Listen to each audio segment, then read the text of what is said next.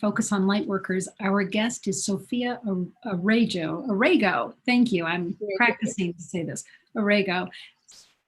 Sofia comes to us from Sweden today. What I love about the internet, it gives people the opportunity to meet each other without having to find each other walking down the street. And that's exactly what happened with Sofia. Sofia is a connector, and a connector is somebody who meets people and then connects them to other people that they meet. And I think it's a skill. I think it's a gift that some folks are born with. Sofia uses it to help bring divine light into the world by bringing light workers together. So Sofia, thank you so much for being here with us today. Thank you, Dr. Ruth Anderson, for having me over in this group. This community has truly helped me and has been a wonderful place to be. So thank you. Absolutely, my pleasure. And just to tell the folks at home, Sofia and I both work with Archangel Raphael. So here I'm feeling with us Archangel Metatron, Archangel Raphael, and Archangel Michael and Divine Mother. So just to share with you who all is in the room here. So Sofia, tell me about your spiritual journey that you know Archangel Raphael. So when I go back to the early age when I was 7 years old, and I came across a baby being massaged, and I was drawn to just wanting to see this process of giving a bath, giving a massage, and this child being comforted without spoken words. I could just see the pure joy in her. So growing up, when I was a teenager, I wanted to learn massage, but it came from a place of I wanted to kind of heal through touch.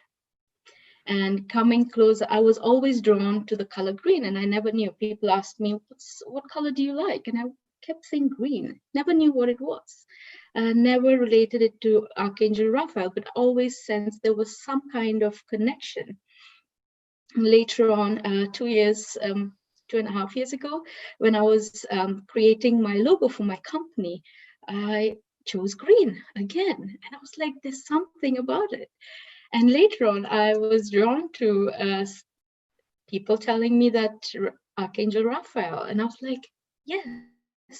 I just did not put a name to the angel, but I knew it was some kind of energy that I was working with.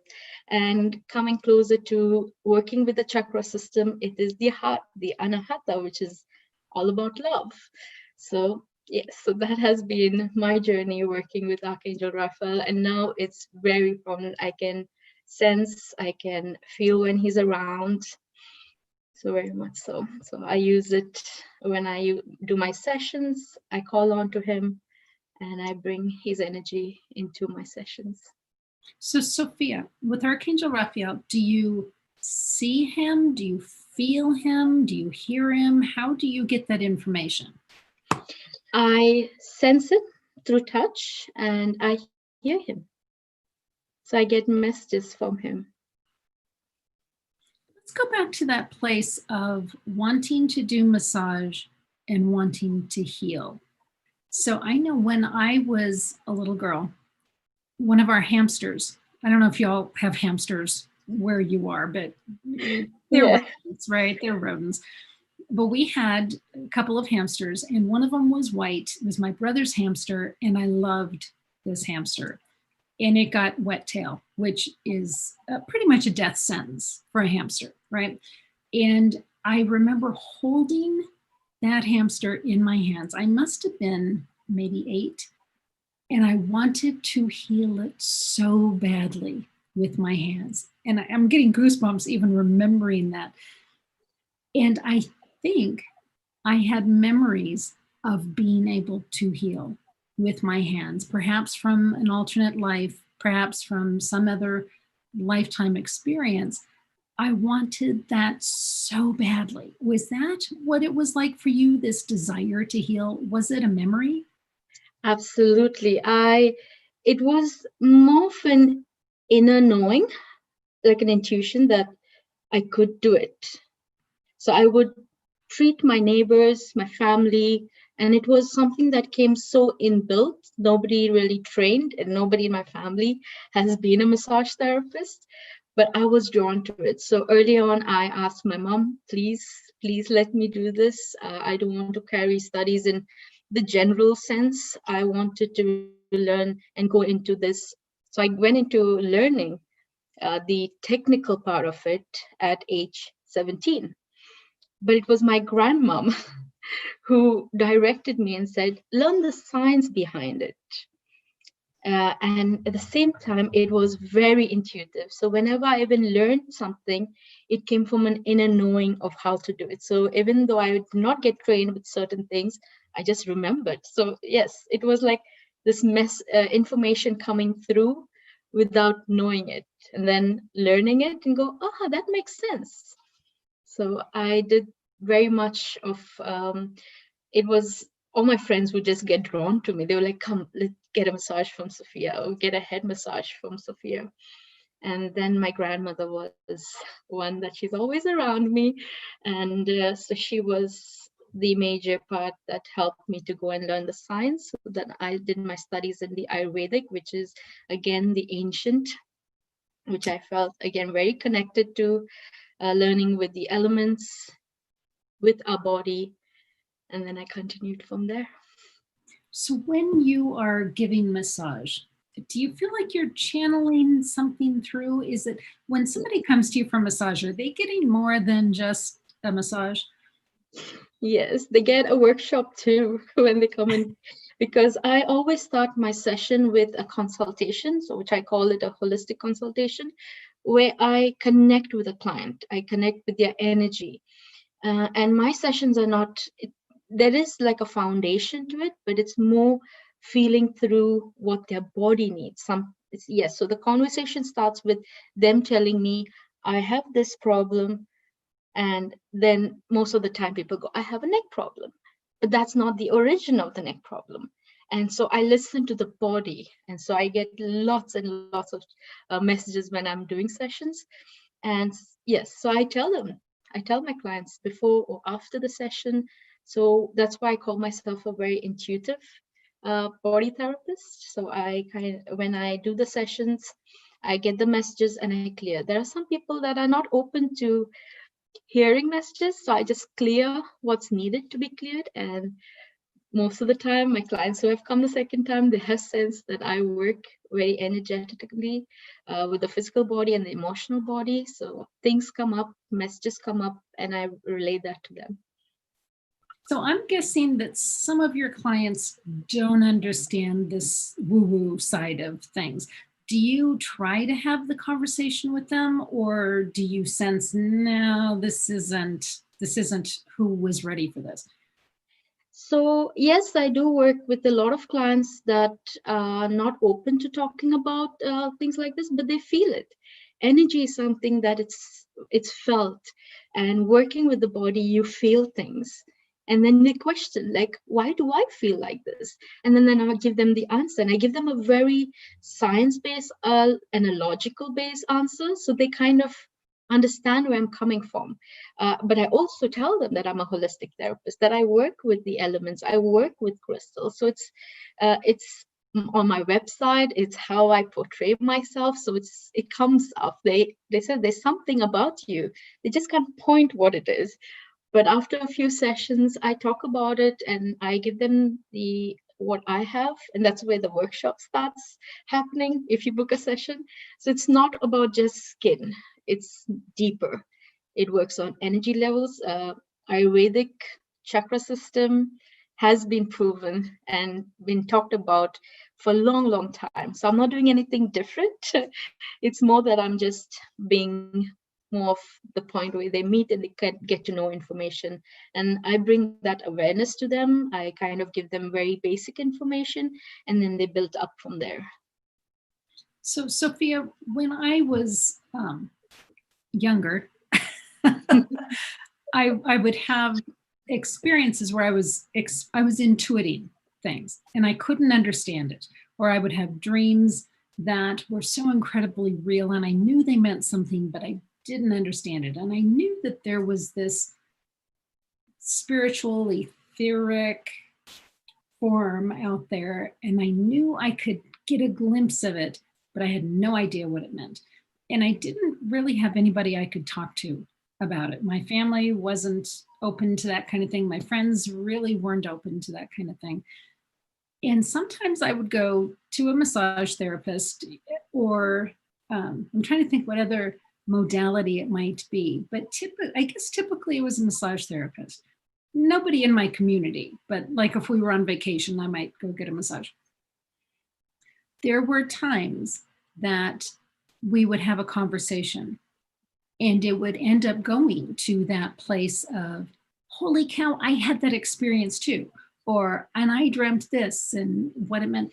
And I found the people that could understand were often massage therapists.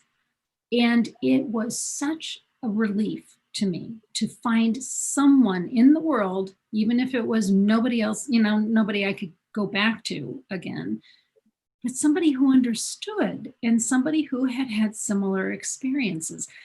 Do you think that there's a draw for massage therapy and intuition to kind of intermingle, or was that just a happenstance? So for me, I was lucky to have my nanny who used to give me a head massage, and she was a shaman. She was an Indian shaman. So she would come in occasions and remove what we call disht, which is called evil eye or clearing of energies with chili and salt. So I had that at a very early age. So my family we knew about it, but we didn't talk about it in a broad spectrum. But we did speak about it, and we always called on to her when I was not feeling well. And for me, she was also one person who used to give me a bath when I was younger. So it was very much of hands-on contact, very hands-on healing. So if I had a sprained foot, she would come and massage me. And then I would question, I would be very curious. I would be like, what are you doing now? What are you saying? What are you praying when you doing the clearing?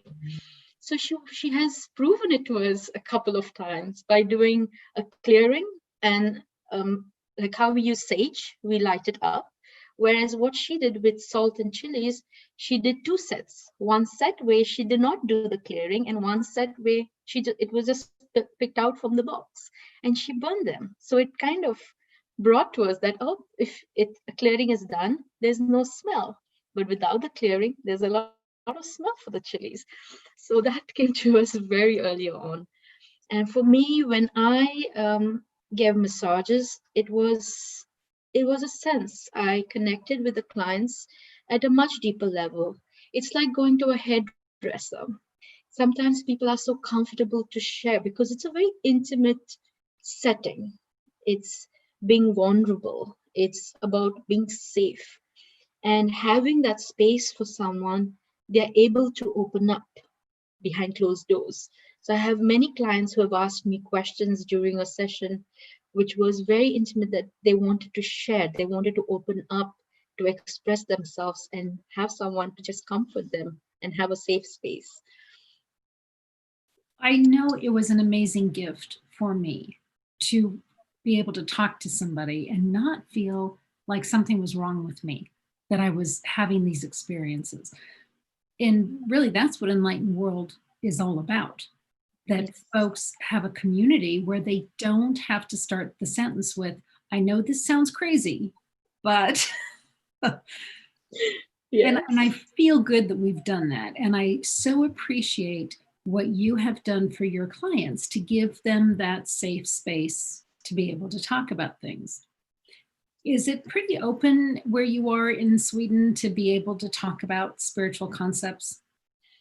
Yes, there is there is the community that's very spiritual, but I try to go the other way. I work with companies, so I give massages at work, and I have been sent to a hospital. So I've been working with nurses, and it's just that they need it. They need someone to just speak to if they want to. It's like you have a confidentiality with everybody. And again, it's more with, they feel your energy, they sense something is different about you, you're treatments are different. So I give my space to my clients that are not have experienced a spiritual massage, so to say. Yes, so I kind of open that to bring the awareness of that, and talk about pressure points, talk about the ancient studies of Ayurveda and how it works and how the body works, how we can actually listen to our body. So I just tell them, okay, let's speak to your body right now and take it from there, because we do bring up our ego a lot and judgment of why we're feeling like this. And that comes from every setting of how you come into the massage and bring that presence of, okay, you're not going to be judged. How it is with the body, everybody judges themselves. So coming from the place, that's when I very much like to just say a prayer before the session.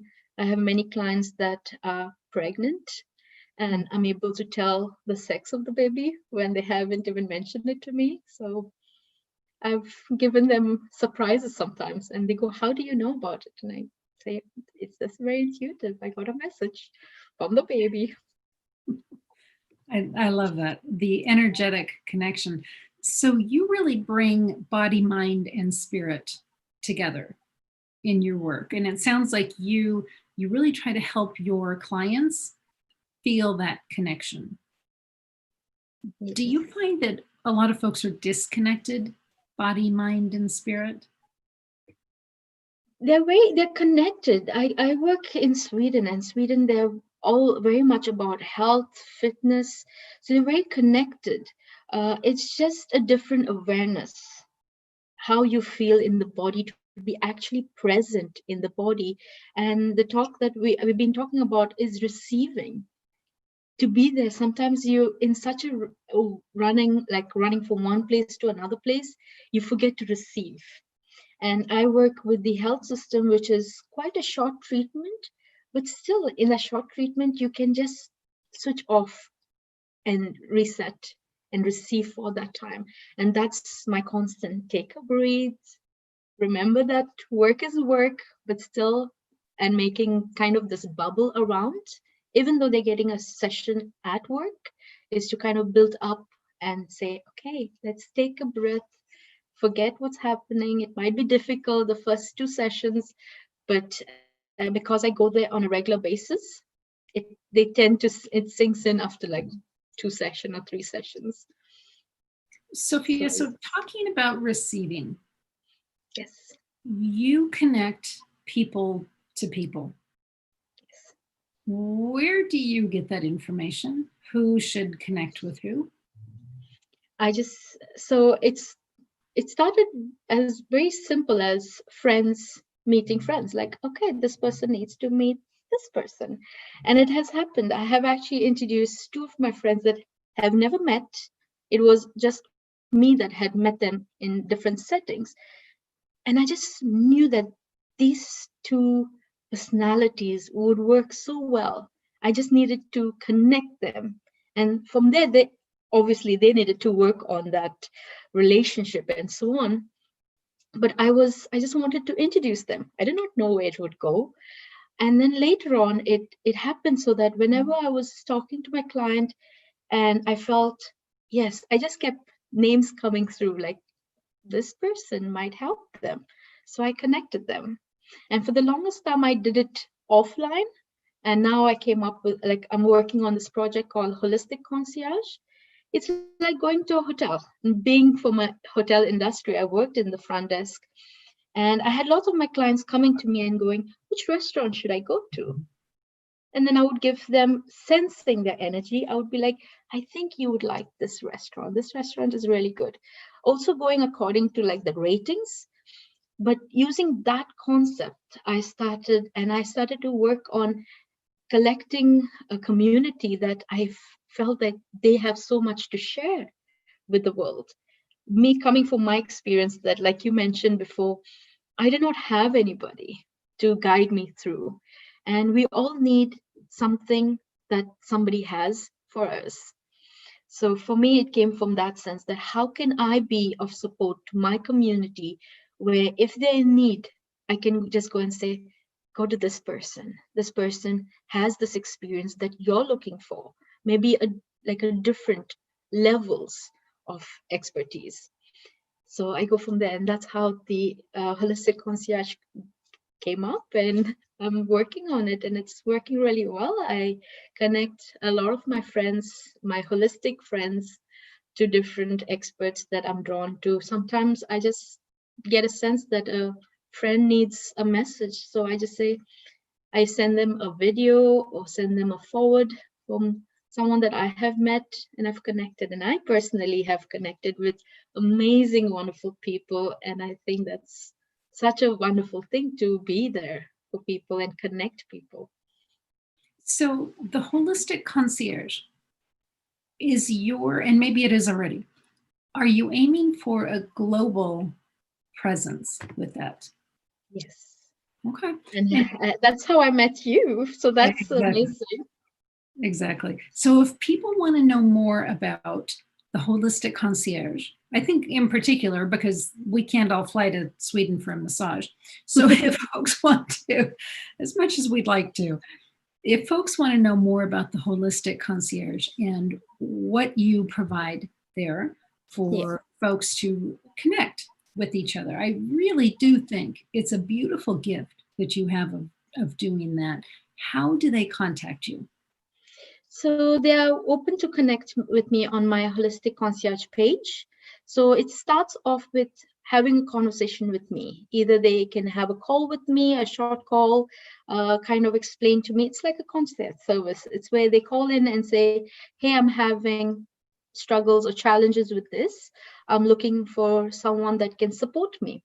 And then I give them a group of people that they can get support from. Again, it's the first name that comes up from the experts that I work with, or after a day or two, if someone keeps coming up, if during the conversation, if something doesn't come up at that time, then it'll come up a little bit later. But most of the time it comes up very quickly. That's excellent. Thank you so much. So folks, be looking for the Holistic Concierge, Sofia Rego. And Sofia, I've so enjoyed this time with you today. I know Thank Sofia you so has connected me with someone already. So I so appreciate you. I appreciate the beautiful light that you are bringing into our world. And it's such a gift to get to know you. So Sofia, thank you.